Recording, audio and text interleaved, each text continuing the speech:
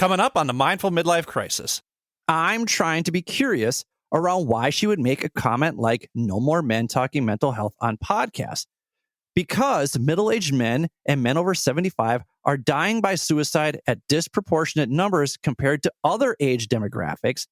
And I feel like her comment perpetuates the stigma men often feel around discussing mental health.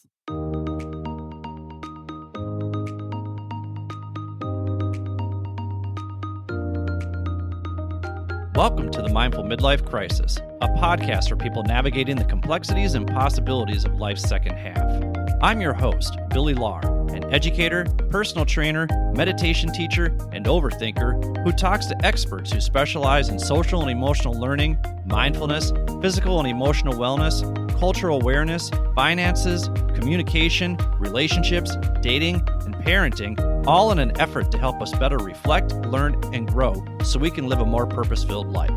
Take a deep breath, embrace the present, and journey with me through the Mindful Midlife Crisis.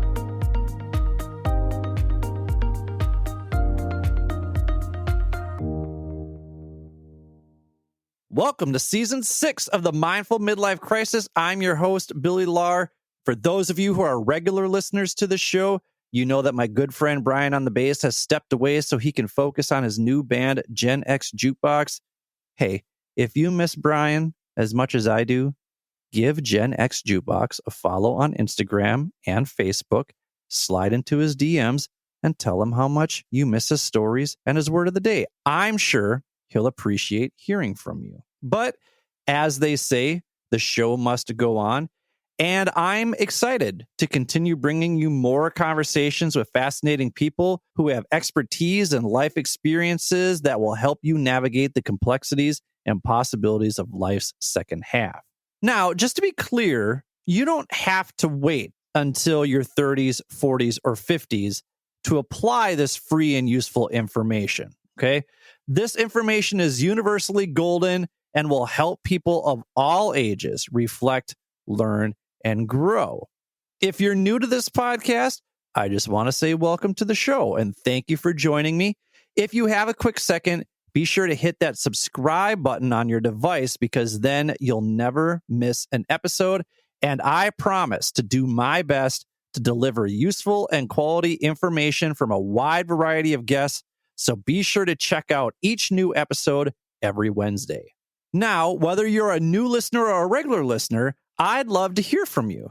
So if you've got a burning question about navigating life's second half that you'd like to ask, or if you have a guest suggestion, visit www.mindfulmidlifecrisis.com and click on the contact tab and send me a message. Don't forget to follow us on Instagram at mindful_midlife_crisis. You can also like and follow us on Facebook at the Mindful Midlife Crisis Podcast or on Twitter at Mindful Midlife.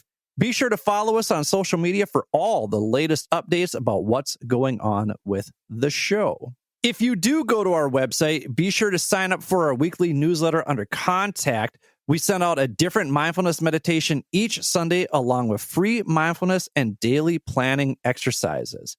The newsletter also updates you on upcoming events, books, and resources from our amazing guests. All of that is available by subscribing to the newsletter at www.mindfulmidlifecrisis.com under Contacts. We also include resources and updates about the Reflect, Learn, Grow program my coaching partner Jill Daylor and I have created. If you want to learn more about that, you can subscribe to the newsletter or click on the Reflect, Learn, Grow link in the show notes of this episode. As I mentioned before, the purpose of this show is to provide a platform that gives people the space and permission to share their expertise and life experiences in order to help others navigate the complexities and possibilities of life's second half. But in order to do that, we need your help.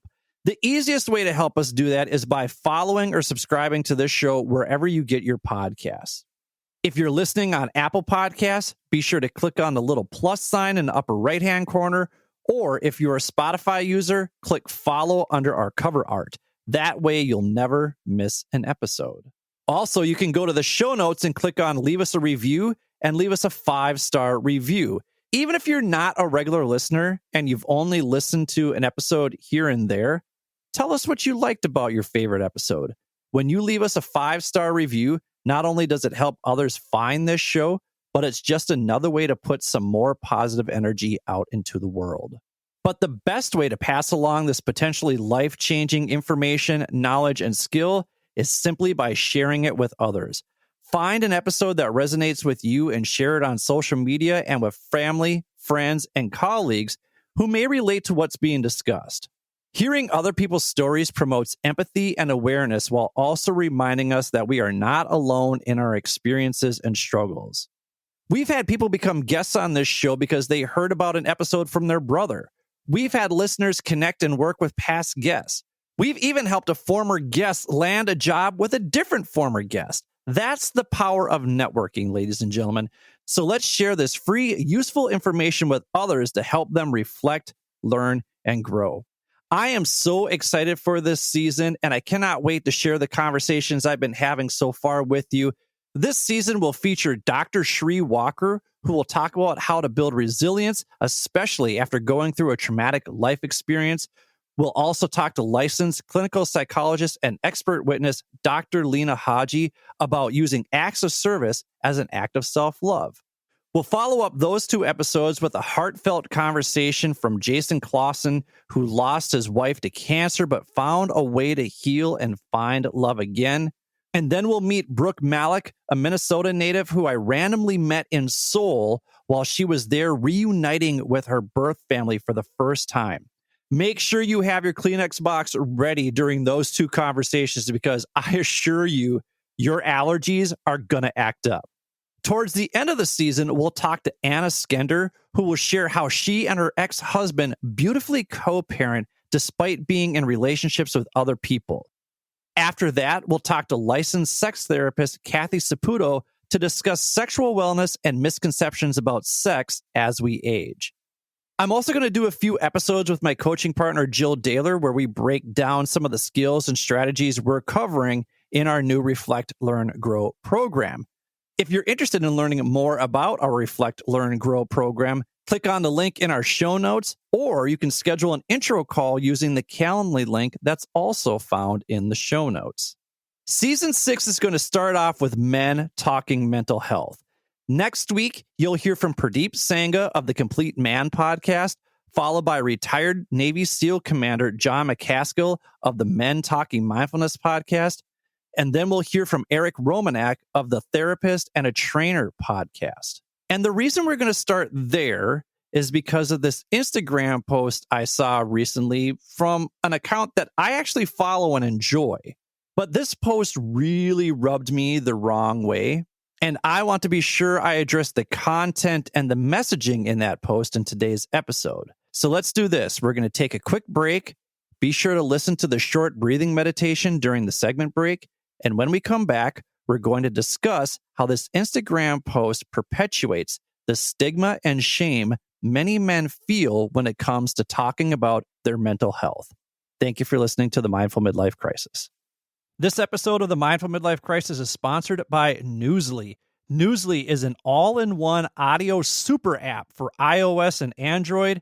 Newsly picks up the most trending articles on the web about topics you choose at any given moment and reads them to you in a natural human voice, not a computer voice.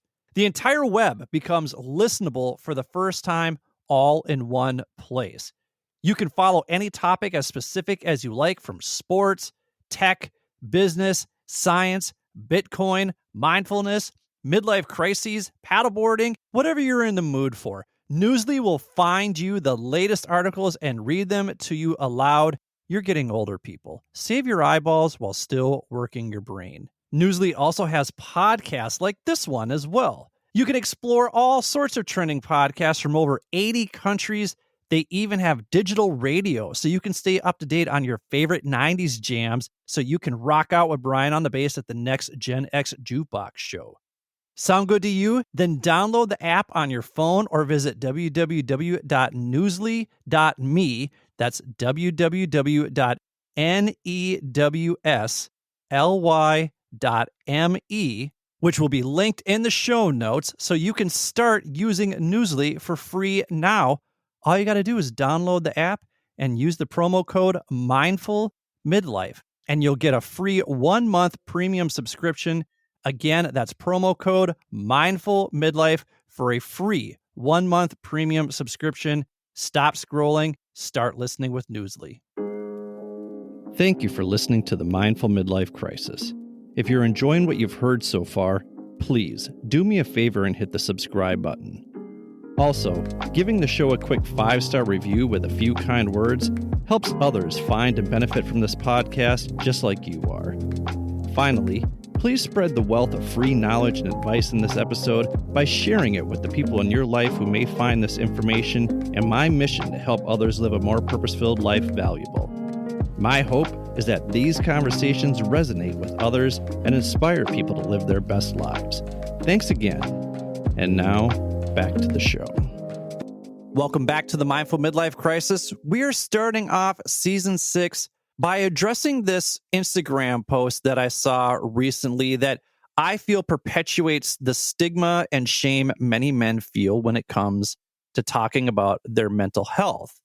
So the post in question came from Chelsea Fagan, who is the co-founder of The Financial Diet, which is a YouTube and Instagram page that talks about finances. And to be honest, it does a really good job of breaking down spending habits and financial strategies, particularly for millennials. Now, I have been a fan of this account for quite some time because I believe they produce high quality content. But recently she posted a reaction video to some man, and I don't know who it was, but he was on a podcast and he was talking about mental health. Now, like I said, I don't know who this dude is. Maybe he's notorious for putting bad information out there. I don't really know because she didn't indicate who this person was. So I wasn't able to research his content, and I didn't have a lot of context around why she made this post. But I do know that the point of it was to clap back at hustle bros, which I, too, cannot stand. In fact, I'm going to link the Jordan Harbinger episode he did on the toxicity of hustle culture because he does a great job of explaining why you should completely disregard anything these hustle bros have to say. Here's an example. One time I saw a couple of bros who host a podcast post something on their Instagram saying, we don't take weekends off because that's 104 days where you can get ahead of your competition. And my thought was, well, right. And if I didn't sleep, that's 192 hours a week when I could get ahead of my competition. Get the fuck out of here with that toxic hustle bro bullshit. That is toxic hustle bro culture to remove from your feed, which I did. I do not follow those bros anymore because of stupid shit like that. But in this video that Chelsea posted, this guy wasn't saying anything that came off to me like it was hustle culture, okay? He may have been a bit overzealous about how much and how often he reads, but he was also giving common advice like get 8 hours of sleep a day, which I would argue is not advice most hustle bros give. But her response to that was, oh, get 8 hours of sleep, real original. Now, we'll get back to that comment in a little bit, but the comment that I really want to address here was when she said, no more men talking mental health on podcasts. let's be frank here, all right? I'm a dude with a podcast who talks to experts, both male and female, about mental health, amongst other topics. So yeah, this may have hit a little closer to home for me, but I'm trying to better understand why she would make a comment like that. So I'm coming at this from a curious point of view. So Brian and I have done episodes like episode 2, where we took a look at data from the Samaritans Project, the American Foundation for Suicide Prevention, and the CDC that show middle-aged men are the most at risk for death by suicide. In fact, middle-aged men are 3 times more likely to die by suicide than middle-aged women, but I don't feel like that's something that's talked about very often. In episode 3, I discussed my own mental health struggles and how I cultivated a mindfulness practice that not only changed my life, but most likely saved it as well. In episode 5, Brian on the bass talked about his struggles with alcohol and pill addiction.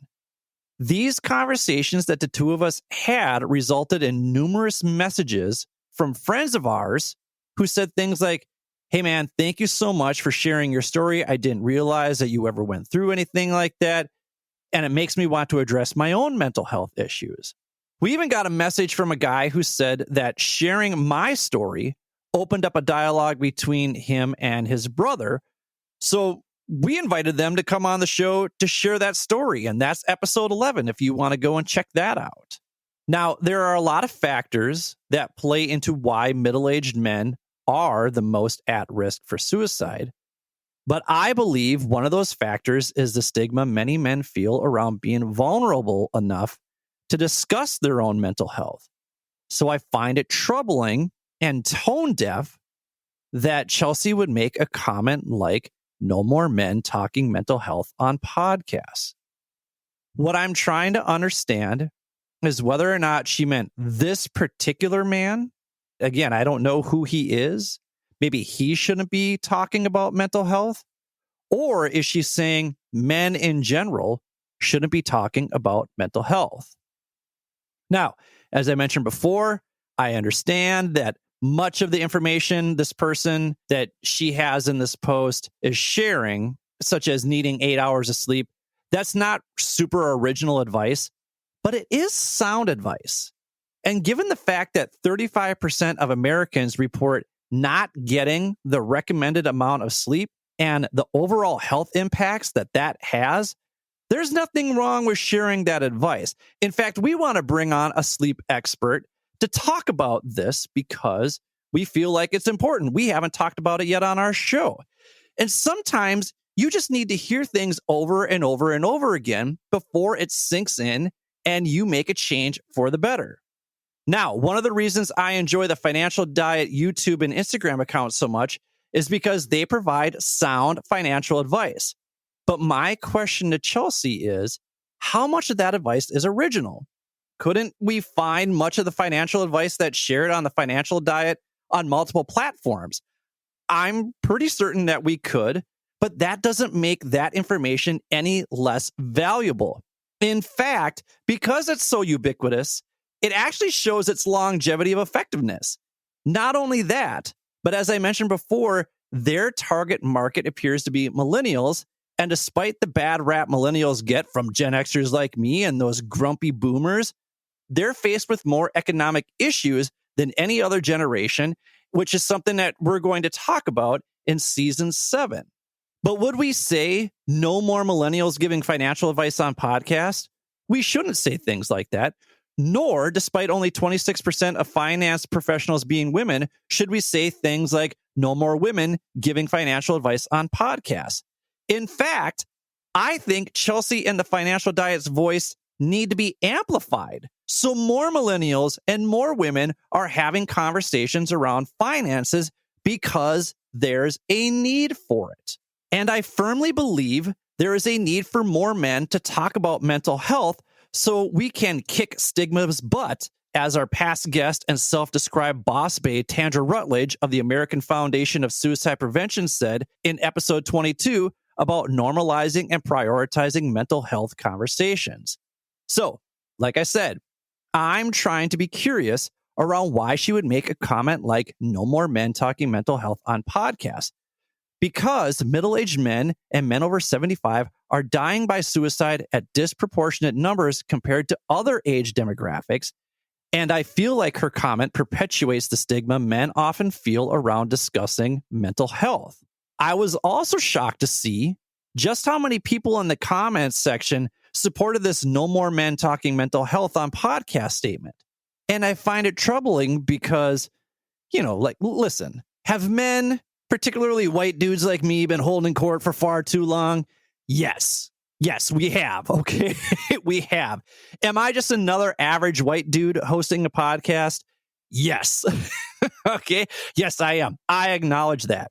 Do we need more diverse voices amplified so we can create more awareness and empathy of diverse life experiences. Yes, and that's honestly why I created this podcast. But given the suicide rates for middle-aged men, especially middle-aged white men, which is something we just don't talk about, all right? And those rates are just barely behind middle-aged Native American men who have the highest rates of death by suicide per 100,000. I think it's important that we acknowledge the need for these conversations to happen so that we can provide safe spaces for men to open up about their mental health struggles. In fact, I want to recognize Lorenzo Lewis, who founded the Confess Project of America, which is a mental health awareness movement of over 1,700 barbers and stylists trained in 47 cities and 26 states to become mental health advocates. This is from their website. It says, the Confess Project is committed to building a culture of mental health for Black boys, men, and their families through capacity building, advocacy, organizing, and movement building. The Confess Project believes in a world without barriers to stigma and shame. That is absolutely beautiful. I love that. And if anybody is in contact with Lorenzo Lewis, please let him know that I would love to have him on the show so we can be a couple of men talking mental health. Hats off to these guys for talking about mental health. They're doing work to create a world without barriers to stigma and shame. But sadly, comments like no more men talking mental health on podcasts perpetuates that stigma and shame. And all I really want to do is have a conversation with Chelsea Fagan about why she would make a comment like that. I've emailed her, I've sent her a message on Instagram, but I haven't heard back from her yet. Now, she has 844,000 followers on the Financial Diet. She's almost at 1 million. So I understand if my messages are buried deep in her inbox. But when you have 844,000 followers, when you have nearly 1 million followers, you need to be more responsible with your messaging. So, Chelsea, if you're listening, let's chat. It doesn't have to be a public conversation, and this is not some ploy to get you on this podcast. This is not some attack. I do not want to sabotage you in any way, shape, or form. I don't want to blindside you in any way, shape, or form. I would just like to have a conversation with you about why you would think making a comment like that was appropriate given the mental health stigma and crises many middle-aged men face these days. I think I've made my point abundantly clear about why comments like no more men talking mental health on podcasts perpetuate the stigma and shame many men feel when it comes to being vulnerable enough to share what's truly going on with their mental health. So if you want to chat, you can reach me at mindfulmidlifecrisis@gmail.com, or you can visit the website at www.mindfulmidlifecrisis.com and shoot me a message via the contact page. You can DM me on Instagram at mindful_midlife_crisis, just so we can chat about this. And listen, if you're feeling up to it after we have this conversation, I would love to have you on the show sometime to share some of your sound financial expertise, because I truly mean this. You really do a great job of providing people with smart money moves and advice. But we also need to address your comment, because again, comments like that perpetuate the stigma and shame men feel when it comes to talking about mental health. And when you have a platform of nearly 1 million people, you need to be more aware of the impact a comment like that can have on the work many of us are doing to break down these barriers. So to wrap up, I'm looking forward to the next 3 episodes of Men Talking Mental Health on Podcasts with my guests Pradeep Sangha, Commander John McCaskill, and Eric Romanak. Be sure to subscribe to the Mindful Midlife Crisis wherever you get your podcasts. If you liked this episode, check out the show notes for the episodes I referenced throughout this one. I'll be sure to link those episodes in the show notes for easy access. You'll also find a link to leave a 5-star review if you're feeling so inclined. And if you know someone who may enjoy this episode or another one of our episodes, do us a favor and share it with them. I would really appreciate that. I know Brian on the bass, wherever he is, he's probably rocking out right now. He would appreciate that as well. And hey, if you know Chelsea Fagan, or if you're a fan of the Financial Diet like me, feel free to pass this along to her as well. But please remember to be nice, be curious, and seek first to understand. That is the first step to building awareness and empathy. This is Billy. Thank you for listening to the Mindful Midlife Crisis. May you feel happy, healthy, and loved. Take care, friends.